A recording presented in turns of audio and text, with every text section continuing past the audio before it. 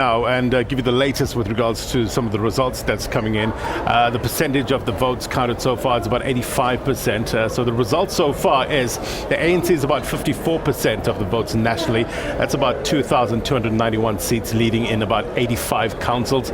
The DA, about 27% of the votes, leading in about 18 councils with 771 seats. And nationally, the IFP has 4.9% of the votes with 226 seats, and then the EFF is sitting at about 7.4% of the vote secured by the party, and that is 163 seats. That's the latest, with 85% of the votes counted.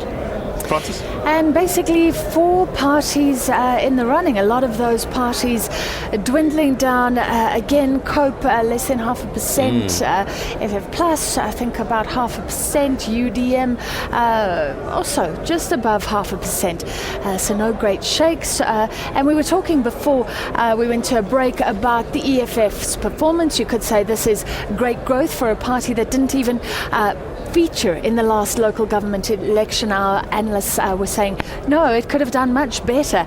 And we're joined by Levi Ndao and Zamikaya Maseti. So welcome back to this conversation, gentlemen. And we've been looking at how the landscape is changing. Zamikaya, you were saying this is pretty dire for the ANC, and we've seen a decline over from election to election, not great for the next one. What do you think we need as a nation? Some would say this is great. More competition is good. Keep the ANC on its toes. Others would say, actually, we need a strong party, perhaps. The ANC has been very confident, and it's been able to pass policies that are unpopular, but we don't have a death penalty. I love that. I love the way that it can push women's rights, for example. So how should we receive this change in fortunes as South Africa? Well, I think the most important thing that we must take note of is the fact that our democracy is consolidated. If you look at the theories of democratic consolidation, especially in Africa, is that parties like the ANC or the former liberation movement, they start crumbling after 20 years. You see things like corruption, you see military coups. If you look at Africa's decade of the first decade of democracy from 1960 to 1970.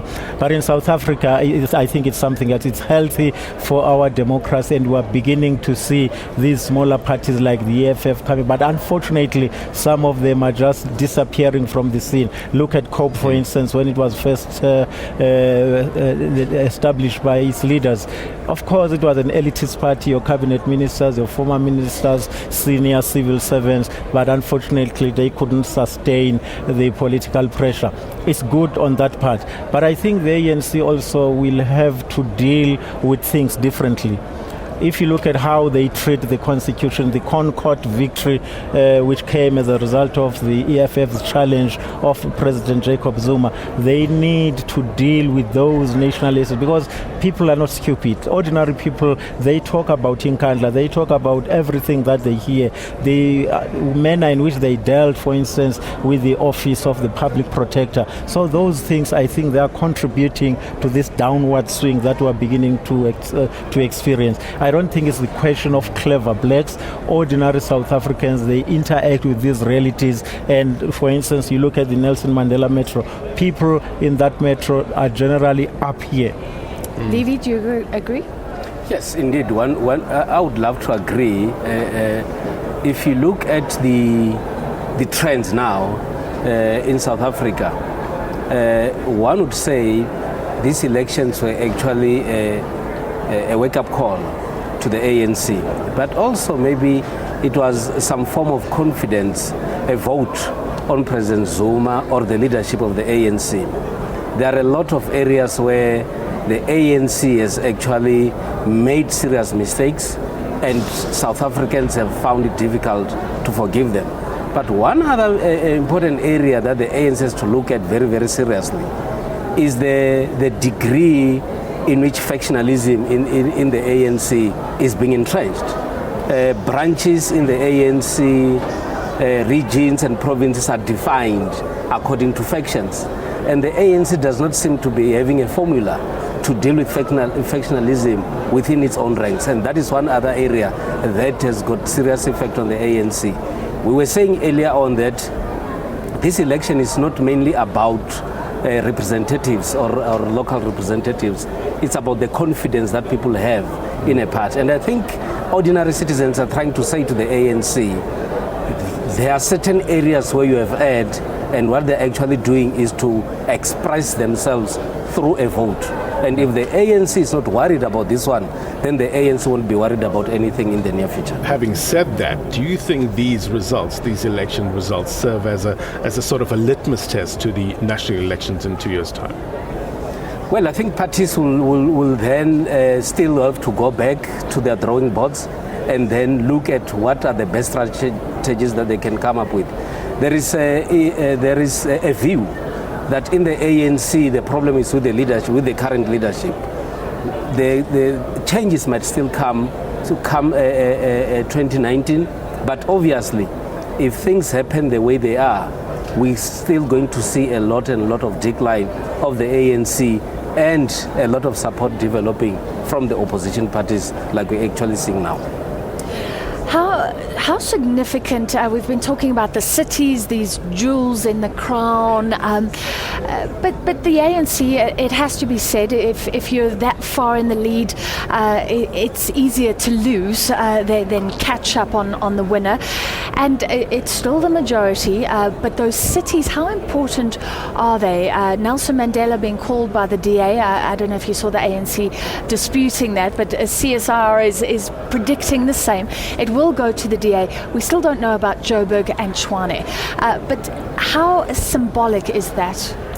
Well, if you look, for instance, let's take the city of Tshwane. It's an administrative capital.